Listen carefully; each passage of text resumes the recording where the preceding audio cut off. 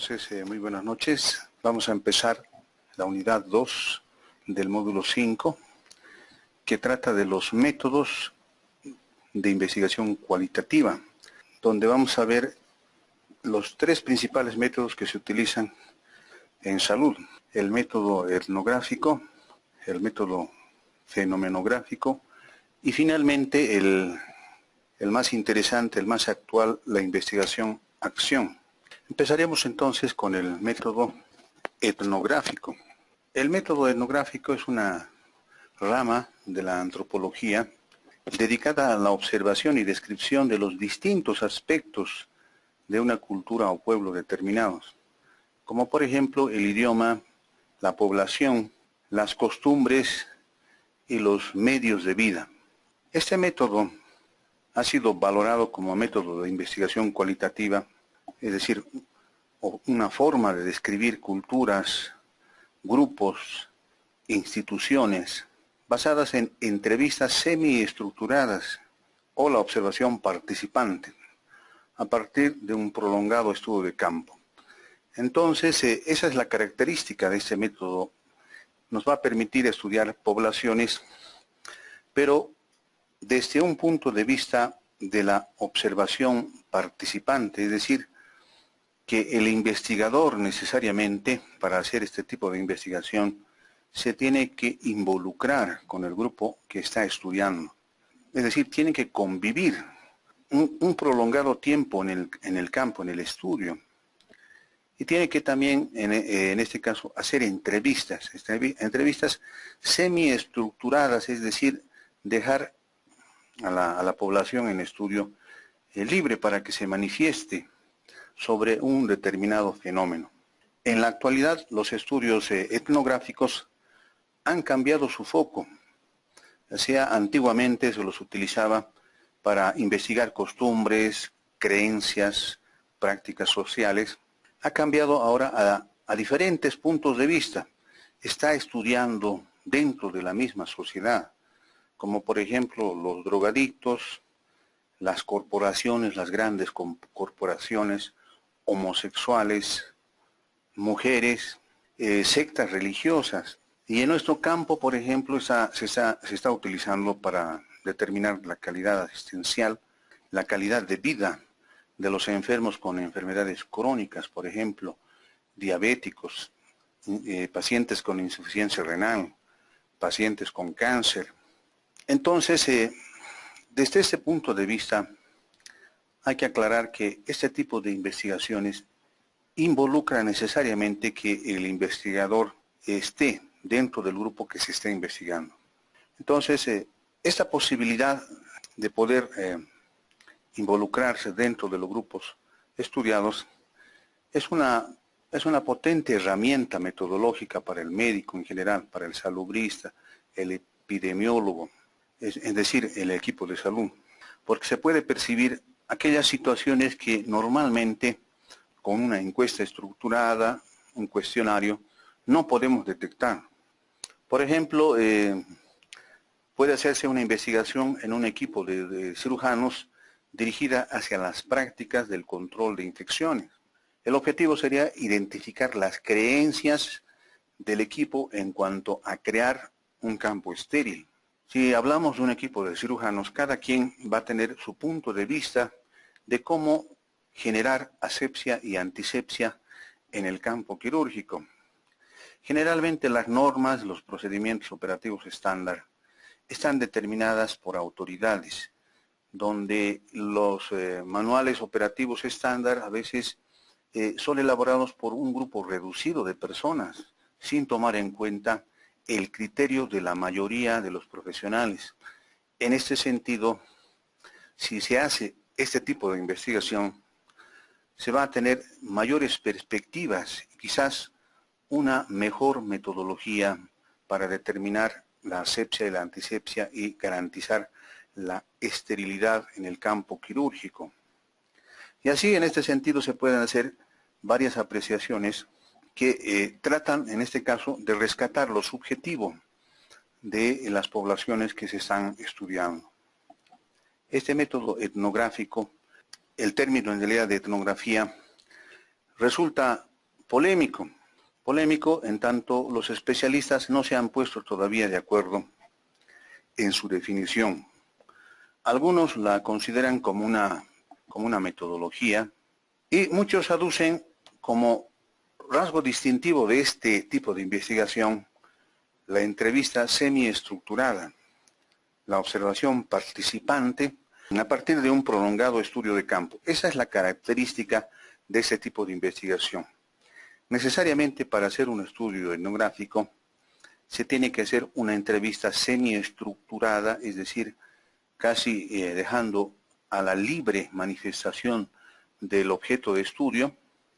Tiene que haber la observación participante, que significa que el investigador se tiene que necesariamente involucrar, introducir dentro del grupo que se está estudiando. Por ejemplo, si nosotros vamos a estudiar aquellos pacientes, la calidad de vida en los pacientes con insuficiencia renal o pacientes diabéticos, tenemos que nosotros involucrarlos, introducirnos en ese grupo que está siendo atendido en los diferentes servicios de salud. Y de esta manera nosotros vamos a percibir la calidad asistencial, cómo el médico lo trata al paciente, la enfermera, el equipo de salud, el personal administrativo, cuáles son sus expectativas, cuáles son sus creencias, qué es lo que espera del servicio, cuáles son sus insatisfacciones. Cosa que si no hacemos esta situación de observación participante, no la vamos a poder detectar. En este caso, el investigador se tiene que ganar la confianza de ese grupo de pacientes, hacerse pasar como uno de sus pacientes, es decir, hacer el papel, como en una película, hacer el papel, en este caso, de enfermo de insuficiencia renal crónica o enfermo diabético. De esta manera, recién se puede percibir la realidad desde el punto de vista del investigador y desde el punto de vista principalmente de los actores de ese tipo de enfermedades. ¿Cuáles son las raíces de este método etnográfico? La etnografía tiene sus más antiguas raíces en la antropología social. Ha empezado justamente en este tipo de investigaciones. Es una disciplina que tradicionalmente se encargaba del estudio de las comunidades en pequeña escala, en las que pensaban, compartían creencias, prácticas culturales específicas, etc. ¿Quiénes han sido los que han iniciado este tipo de investigaciones? Han sido principalmente allá por el siglo XV, los viajeros, los exploradores, los misioneros, los católicos evangelistas, que mediante sus relatos en realidad han ido describiendo estas comunidades raras, esas comunidades tribus, es decir, aquellos grupos que especialmente en el Nuevo Mundo, que recién se estaban descubriendo y se quería conocer su cultura, sus creencias, es decir, todos aquellos aspectos que hacen de una sociedad. Posteriormente los antropólogos denominaron a este tipo de relatos etnografía, que consistía en una descripción monográfica, es decir, por un solo autor, de los modos de vida de dichos pueblos, de tal manera que este vocablo etnografía, viene del griego etnos, que significa otros. Los otros generalmente por los romanos y los griegos eran considerados tribus bárbaras, o sea, los bárbaros. Y grafei, que quiere decir descripción, describir. Entonces, un importante hito en este tipo de estudio, en este tipo de investigaciones, lo marcó Broniarski Malinowski, que a partir de sus experiencias en las islas de Trovián, digamos, lo sistematizó. Hizo observaciones detalladas con entrevistas no estructuradas y pretendía rescatar el punto de vista del nativo. Este investigador entonces establece las bases de los objetivos y la metodología de la investigación etnográfica. Se lo podría considerar como el padre de la etnografía. Indica que el objetivo del investigador etnográfico es llegar a captar el punto de vista del indígena, su posición ante la vida, comprender su visión su visión del mundo. Y si nosotros lo extrapolamos a las investigaciones en salud, entonces podríamos decir, este tipo de investigaciones trata de ver el punto de vista del paciente, del médico, de los participantes del sistema de salud, en relación obviamente al sistema de salud, donde están siendo actores, donde están siendo partícipes el equipo de salud, el médico, la enfermera, el paciente, el administrativo, ver su punto de vista respecto a la atención en salud, a la calidad asistencial, a los tratamientos. La etnografía, entonces, desde este punto de vista, es concebida como contextual y, por tanto, contextual y reflexiva, y por tanto existe un amplio reconocimiento de que la etnografía combina las perspectivas del investigador y los investigandos. Necesariamente hay esa relación en este tipo de investigación. El investigador etnográfico que no se involucra en la población que está estudiando, entonces, no está realizando una investigación etnográfica. Va a perder, digamos, credibilidad, va a perder profundidad en su investigación. Este tipo de investigación enfatiza la importancia del contexto en la comprensión de los eventos y sus significados. Toma en cuenta entonces el efecto del investigador y la estrategia de investigación en los resultados. Los requisitos para este tipo de investigación son los siguientes. Uno, exige la observación directa, es decir, el investigador necesariamente tiene que hacer una investigación directa y participante. Y en esto el requisito es la permanencia del investigador donde tiene lugar la acción, de forma que su presencia modifique lo menos posible dicha acción. Tiene que dejar a los participantes actuar en forma natural, sin hacer ningún tipo de modificación.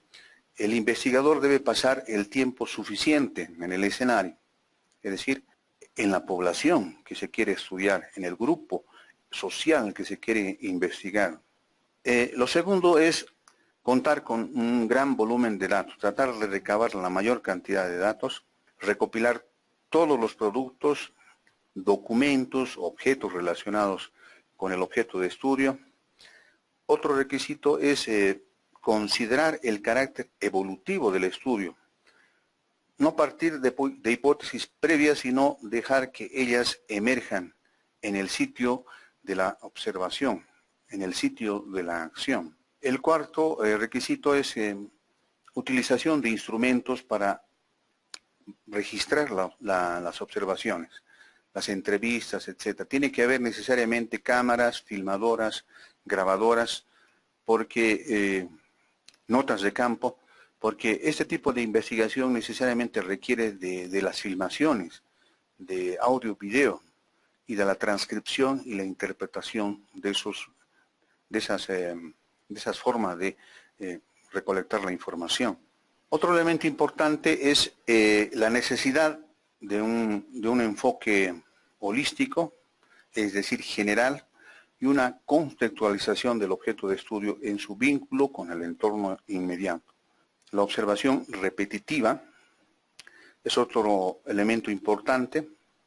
Es preciso observar en varias ocasiones a los sujetos de tal manera de ir seleccionando y elaborando categorías respecto al comportamiento de los sujetos estudiados. El octavo requisito son los instrumentos, códigos, esquemas, cuestionarios, agendas de entrevista, etcétera, que deben generarse en el sitio de la investigación como resultado de la observación y la indagación etnográfica. El noveno requisito es que el investigador debe adecuarse a la forma de hablar y a la asignación de conocimientos de información, sin imponer condiciones preconcebidas, es decir, dejarlos manifestarse tal cual están acostumbrados ellos, sin modificar su forma de actuar, su forma de ser. En cuanto a las etapas del proceso de investigación etnográfico, este tipo de investigación plantea que la conducta está determinada por estructuras de significado. Esas estructuras de significado son las que en realidad el investigador tiene que tratar de rescatar, que están presentes en los sujetos, por lo que se propone develar dichas estructuras, interpretar esas estructuras llamadas estructuras de significación. Y para ello, primeramente, se tiene que hacer una determinación del nivel de participación. El investigador debe asumir un rol que le facilite la recolección de la información. Es como un actor que tiene que hacer el papel de lo que está investigando. No se tiene que identificar con una parte del grupo que está investigando, no se tiene que parcializar. Debe percibir lo que dicen lo que dicen a otros ante él, lo que dicen cuando están a solas con él y lo que dicen a sus espaldas. Para esto se necesitan informantes claves, a veces se necesita, digamos, hacer una entrevista a un informante que conoce, digamos, el contexto donde se está realizando la investigación. Debe propiciar también un nivel de confiabilidad hacia con él, ganarse la confianza de las personas que está investigando, de tal manera que, digamos, el conocimiento fluya naturalmente. Debe haber un contacto, digamos, en este caso intenso, cálido, entre el investigador y los sujetos que se están investigando. Lo segundo es la recolección de la información, que tiene que ser necesariamente relevante, debe ser una interacción verbal con los sujetos, tiene que detectar gestos, posturas, mímicas, patrones de acción o no acción, es decir, su comportamiento o pasividad. Se tiene que registrar esta información en notas de campo, documentar esta información, puede ser con videos, grabaciones, filmaciones, etcétera, audio. La principal técnica utilizada son las anotaciones de campo, las grabaciones, las fotografías, las entrevistas estructuradas o no, o semiestructuradas. Debe haber un elevado nivel de creatividad en el investigador. Y esta recopilación debe ser sistemática, es decir, no debe ser al azar. Tiene que haber sistematicidad. El tercer aspecto es el análisis de los datos. El resultado de la investigación etnográfica es el desarrollo de una teoría. Con los datos se elabora una teoría en consonancia con los datos obtenidos para su interpretación y comprensión de la información que se está recabando. A diferencia de la investigación tradicional, es decir, del análisis cuantitativo, investigación cuantitativa, que buscan datos que confirmen la teoría, aquí en este tipo de investigaciones se buscan una teoría, en realidad, que expliquen los datos. La generalización de los resultados en este tipo de investigación no es factible. No es factible la extrapolación de los resultados por lo que este tipo de investigaciones es singular. Es decir, no se puede a veces un evento de estas características, una investigación de estas características, no se puede extrapolar, no se puede generalizar. ¿Cómo? No se puede generalizar como ocurre con la investigación cuantitativa. La etnografía y la salud. Los resultados han sido provechosos en la comprensión de las creencias y las prácticas de salud en diversos grupos porque permiten que sean vistas en el contexto donde ocurren, lo que incrementa la comprensión del comportamiento del entorno al proceso salud-enfermedad. Es una herramienta muy útil en las investigaciones en salud, porque nos permiten develar cómo los pacientes experimentan la enfermedad y los servicios de salud que reciben. Puede mostrar cómo la efectividad de las intervenciones terapéuticas pueden estar influenciadas por las prácticas culturales de los pacientes. Nosotros sabemos que, por ejemplo, los pacientes del campo prefieren la atención del parto domiciliario al parto institucional. Y eso tiene que ver necesariamente con la cultura de esos pacientes. Nos permite entonces una comprensión de la organización de los servicios también. Vamos a hablar ahora del segundo método, el método llamado fenomenográfico. El método fenomenográfico tiene que ver con la comprensión que las personas tienen de su experiencia, dentro de la cual se incluye la que posee sobre los eventos relacionados con su salud, es decir, la experiencia. La fenomenografía trata de la experiencia del paciente, lo que percibe, y permite el reconocimiento de la experiencia o comprensión de los trabajadores de salud, los pacientes, las instituciones y la población en general, respecto al cuidado y mantenimiento de la salud, la práctica clínica, la teoría y la educación brindados por los sistemas de salud. En síntesis, este tipo de investigación es el análisis del significado que las personas le conceden a su entorno, le conceden al mundo, al lugar donde están desarrollando sus actividades. La fenomenografía, desde este punto de vista, ha sido categorizada en 3 líneas de investigación. La primera se sigue concentrando en los aspectos generales del conocimiento. La segunda se interesa por el conocimiento de conceptos en diferentes ámbitos, como por ejemplo de la física, la literatura o la atención en salud. Y la tercera línea se ha caracterizado como la fenomenografía pura y se encarga de la descripción, de describir la forma en la cual las personas conciben varios aspectos de su mundo. Las 3 líneas tienen una relación directa con los objetos de investigación en los servicios de salud, tanto teórica como práctica. Como toda investigación cuantitativa, la fenomenografía asume que el conocimiento de la subjetividad es un propósito útil e informativo que construye el reflejo de varias aristas o cuellos de botella del fenómeno bajo estudio. Esos diversos puntos de vista son juzgados como fundamentales para conocer la forma que se actúa, la forma en que se comprende, la forma en que se forman las creencias y se experimenta el mundo. Desde este punto de vista, entonces, la investigación fenomenográfica le da importancia justamente a los juicios, a las interrogantes, a la vida práctica diaria en ese caso de la población, de los pacientes.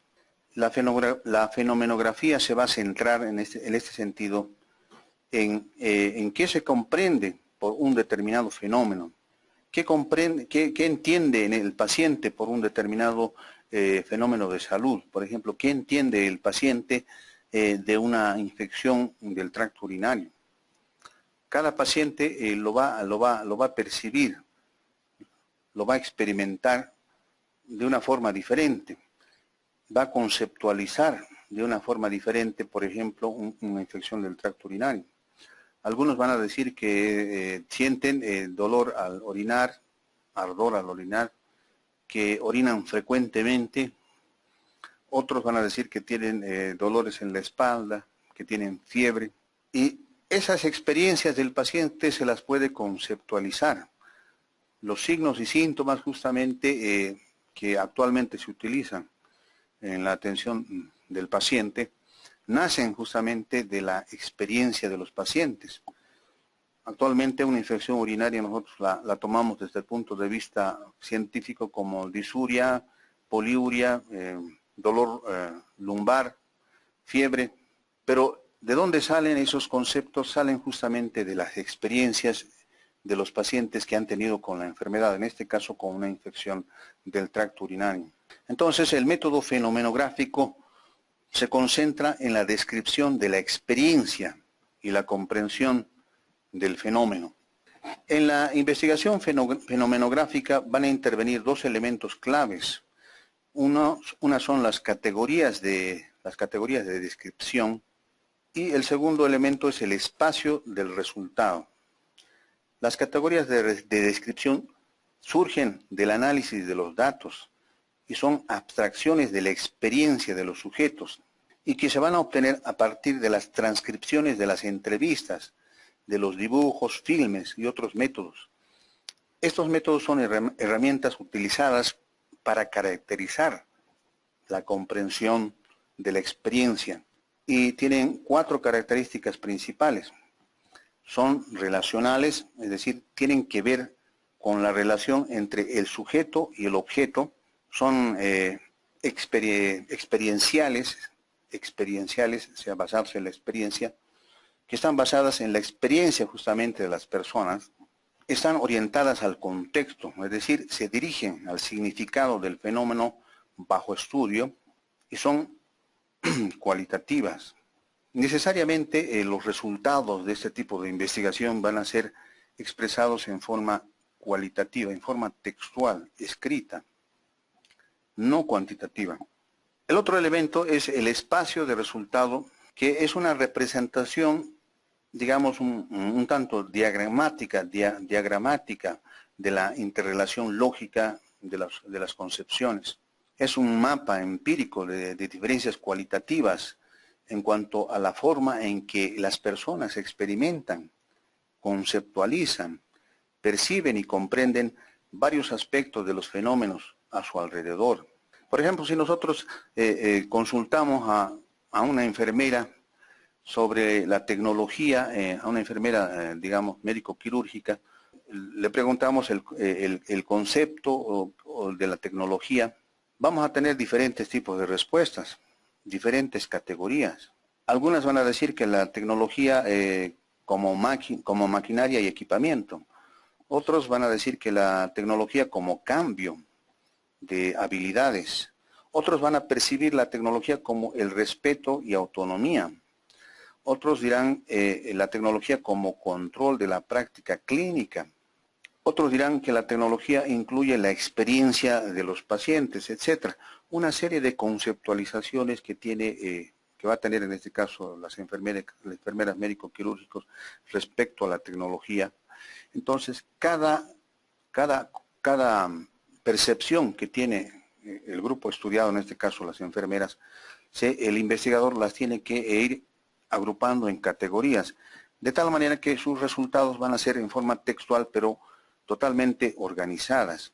Y de esta manera, entonces, se percibe realmente el concepto que se quiere buscar de la tecnología de acuerdo a la experiencia, a la vivencia que tienen los profesionales, en este caso médico-quirúrgicos, que han tenido contacto con la tecnología en el campo de la salud. El método fenomenográfico va a utilizar como técnica la entrevista semiestructurada, en lo cual se va a destacar y va a describir la relación de cada individuo con su experiencia del fenómeno. El proceso de la entrevista va a tener que ser necesariamente reflexivo y enfatizar la necesidad de precisión en cuanto a cómo cada persona delimita el objeto que se está estudiando. De manera que este tipo de entrevista semiestructurada va a ser exploratoria. Es decir, el investigador espera que el entrevistado refleje su experiencia sobre el objeto que se está estudiando. En el método fenomenográfico, cuando resulta apropiado, se debe estimular a que en este caso el investigado explique más acerca de su comprensión del objeto. Y se utiliza a veces preguntas como, ¿podrías explicar más eso? Dime un ejemplo. Eso cuando se hace estas preguntas cuando las explicaciones no son claras o cuando el investigador no comprende el significado. El entrevistado, cuando explica su experiencia, expresa dos niveles de comprensión relevantes a la investigación, que se llaman horizonte interno y horizonte externo. El horizonte interno consiste en las características reveladas por el objeto acerca de la comprensión del fenómeno, que son claras y aceptadas. Es decir, son conocimientos generalmente ya conceptualizados, ya de conocimiento o de dominio del personal de salud. Pero cuando hablamos de horizonte externo, estamos hablando del límite de comprensión, donde en este caso el sujeto que se está siendo investigado por ser un paciente no va a poder explicar el fenómeno que está percibiendo, donde la explicación y las ideas no aparecen con la suficiente claridad. Y en este nivel, justamente aquí, la investigación, en este nivel de investigación, el investigador, con su experiencia, tiene que orientar al paciente de tal manera que este paciente, esta persona, pueda expresar libremente su experiencia. El método fenomenográfico se va a centrar entonces en el contenido del discurso del entrevistado, la relación entre los conceptos relevantes al objeto y no en la forma en que lo dice. Es decir, no se realiza un análisis lingüístico, sino que se lo deja al entrevistado a manifestar su experiencia de forma libre. La forma en este caso, de verter los resultados es descriptiva, sin apartarse del lenguaje de los sujetos investigados. El investigador lo que tiene que tratar de hacer es simplemente tratar de interpretar lo que el sujeto, el investigado, está reflejando de su experiencia.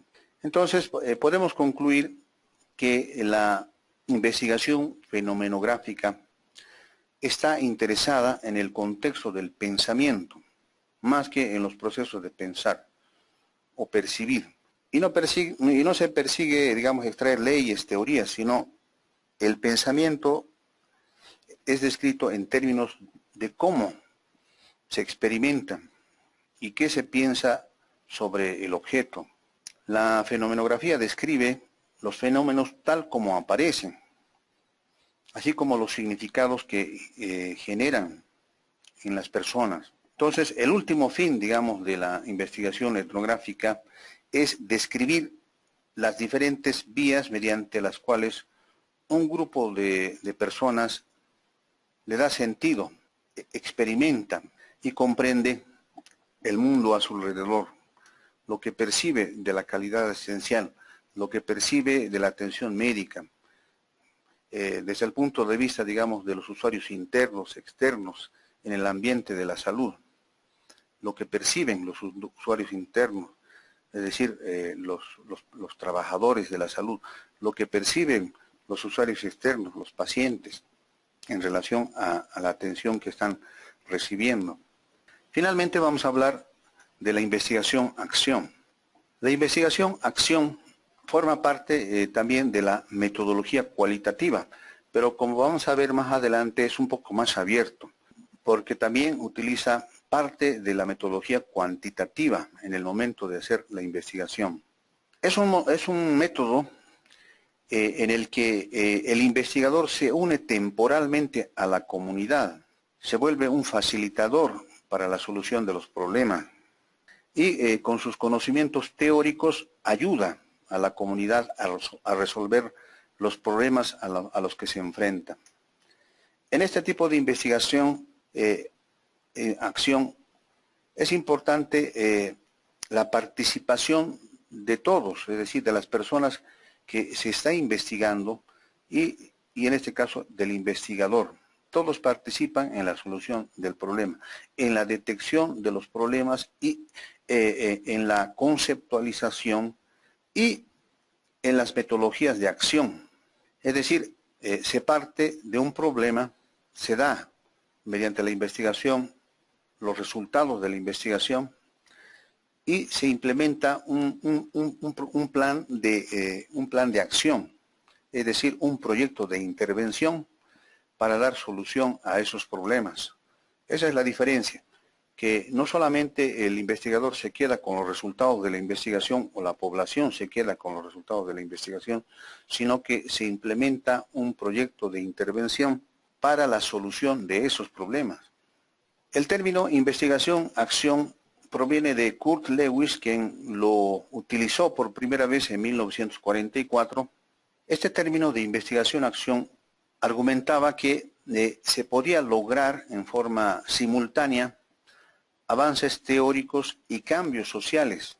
La investigación-acción consistía para Lewis en análisis de la problemática, recolección de la información, conceptualización del problema de investigación, la planeación de un proyecto de intervención, la ejecución de este proyecto de intervención, la evaluación de los resultados de ese proyecto de intervención. Estos pasos luego se repetían, de tal manera que era un círculo constante de mejoría continua, de detectar nuevos problemas, de darle solución a esos problemas y así sucesivamente, pero el resultado era el cambio. En realidad lo que persigue la investigación-acción es el cambio, es mejorar la situación, es solucionar los problemas. No se quedan solo con los resultados, sino que necesariamente los resultados tienen que generar una acción, un proyecto de intervención. Y este proyecto de intervención tiene que cambiar la situación problemática, tiene que mejorar o tiene que desaparecer o se tiene que minimizar. La investigación-acción actúa como intervención catalítica entonces de los procesos de transformación social. En este proceso los individuos pueden cambiar al volverse más conscientes, críticos, creativos y más activos. Es decir, este tipo de investigación genera un empoderamiento, es decir, el investigado participa en la detección de los problemas, en la priorización de los problemas, en la generación de objetivos, es decir, se adueña de la investigación, de tal manera que el investigador se convierte en un facilitador. Entonces, en este sentido, la investigación-acción busca el dar poder a la gente, pero no únicamente en el sentido de mayor capacitación teórica y psicológica, sino más bien de lograr una sociedad más justa, donde no haya personas que sufran, donde se dé soluciones a sus problemas de salud, donde los resultados no solamente se queden en los papeles, sino que se convierta en una acción transformadora. Las funciones de la investigación-acción es en realidad, como se puede observar en esta diapositiva, combinar los intereses del desarrollo de la ciencia a la solución de los problemas que inciden en las personas.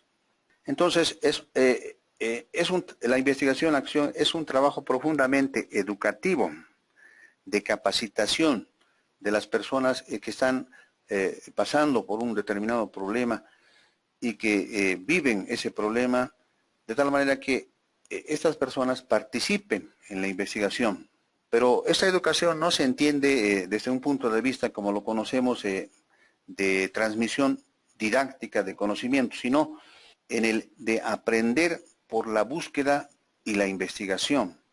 En el transcurso de la investigación, el investigado, los participantes del problema de salud, llegan a tal punto de que se convierten en investigadores y que y ellos mismos guían la investigación, se benefician de la investigación y al final ellos solos pueden hacer ese proceso de evaluación de los resultados del proyecto de intervención, de tal manera que el conocimiento vivo se transforma directamente en acción.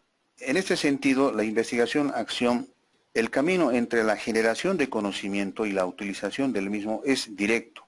Hay una directa interrelación, los resultados se transforman directamente en acción, en procesos de intervención para la solución de los problemas. Entonces, la propuesta metodológica es que primeramente se empieza de un grupo llamado grupo horizontal, parte entonces de un grupo horizontal, porque el problema de investigación nace de las dificultades cotidianas experimentadas por los involucrados. De ahí que su presentación, su definición, su análisis y su interpretación, su plan de acción y su evolución estén en sus manos, o sea, en las manos de los actores, debido a que en ellos se reconoce la capacidad de búsqueda, de conocimiento relevante y la consiguiente puesta en práctica de sus resultados. Y en este caso el investigador se convierte simplemente en un facilitador. Va a ayudar a detectar, a priorizar los problemas, a plantear las hipótesis, los objetivos, a elaborar el marco teórico. Y las ventajas obviamente son que los sujetos investigados se convierten en co-investigadores. Hay una participación, por tanto, activa del problema de investigación. Las etapas de la investigación-acción son las siguientes. Primeramente se parte de un diseño general del proyecto, que va a requerir necesariamente de un acercamiento a la comunidad en donde debe realizarse el proyecto. Para ello se debe hacer revisión documental de la zona, su estructura social, su geografía, su historia. En esta etapa deben emanar las líneas generales de la investigación, el área de estudio, dónde se va a realizar el estudio, la selección y posible entrenamiento del grupo que va a participar, que va a estar involucrado en el estudio, calcular el presupuesto, los recursos humanos y materiales y el calendario de ejecución, es decir, los tiempos tentativos de ejecución. La segunda etapa es la identificación del problema, que necesariamente el problema debe emanar del grupo. Los principales problemas a solucionar van a surgir justamente del grupo que está siendo, en este caso, estudiado, que está sufriendo los problemas, y de su acertada delimitación va a depender también el éxito del proyecto. Esta es una etapa fundamental. En este caso, estos problemas tienen que ser alcanzables, tienen que ser solucionables. La tercera etapa es el análisis del problema, que necesariamente se tiene que analizar cómo, en realidad, en qué sentido lo perciben y qué ideas tienen para la solución. En este caso, la población que está siendo investigada, que está padeciendo el problema, son los que más conocen qué ideas tienen para su solución. Se tiene que visualizar sus componentes y su relación con otros problemas y vislumbrar necesariamente una vía de solución, una guía para la acción. Porque, como habíamos dicho, los resultados de la investigación necesariamente en ese tipo de investigación se van a transformar en proyectos de intervención para la solución de los problemas. La cuarta etapa tiene que ver con la formulación de hipótesis provisionales, que van a permitir identificar los factores que inciden en los problemas y la posible solución del problema. Esto va a brindar una valiosa información en cuanto al tipo de datos que se necesitan para recabar la información, para dar solución a los problemas, así como las técnicas de recolección y análisis. La quinta etapa es la recolección de la información, que va a depender del tipo de estudio y de la hipótesis que lo guíen. Estos estudios en realidad hacen una combinación de técnicas cualitativas y cuantitativas. La sexta etapa es la estructuración teórica de la información. Esta etapa consiste en el análisis de la información recibida, la cualificación mediante un conjunto de pasos que deben adecuarse obviamente a las características de la investigación, y la cuantitativa por las vías tradicionales. Se utiliza generalmente las estadísticas descriptivas de frecuencias y porcentajes. La séptima etapa es el diseño e implementación de un plan de acción. Necesariamente se tiene que elaborar un proyecto de intervención. Un proyecto de intervención que es en realidad la acción para modificar la situación problemática, darle solución a los problemas.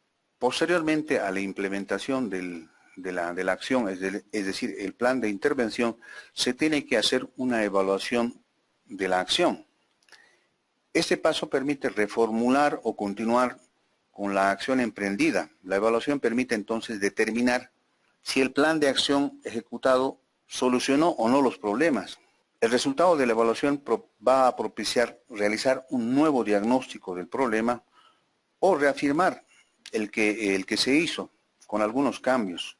Entonces, el conocimiento se produce de una sucesión de etapas de planificación, primeramente, ejecución, después la observación de la acción planeada, la reflexión sobre la misma y el replanteamiento.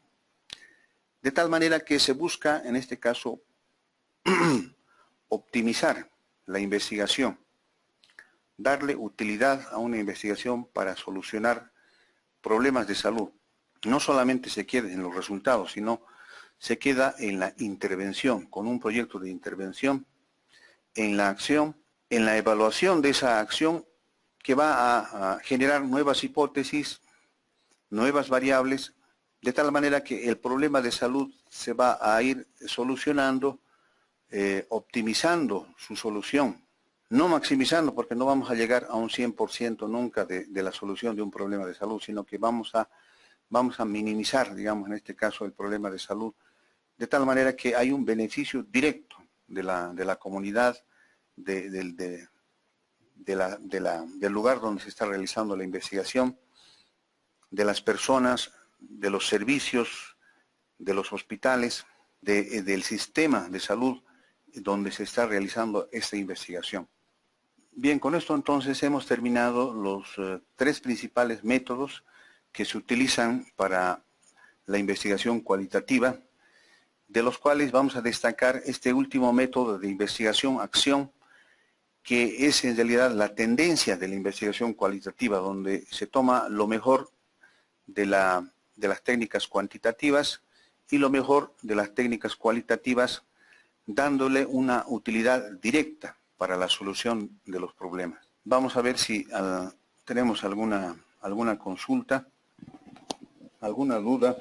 Bien, entonces la próxima semana vamos a continuar con la tercera unidad, que son las técnicas en realidad de priorización de problemas. Vamos a ver las técnicas de ranqueo, grupos focales, la entrevista a profundidad, que utilizan justamente esas técnicas cualitativas. Entonces, hasta la próxima semana. Muy buenas noches.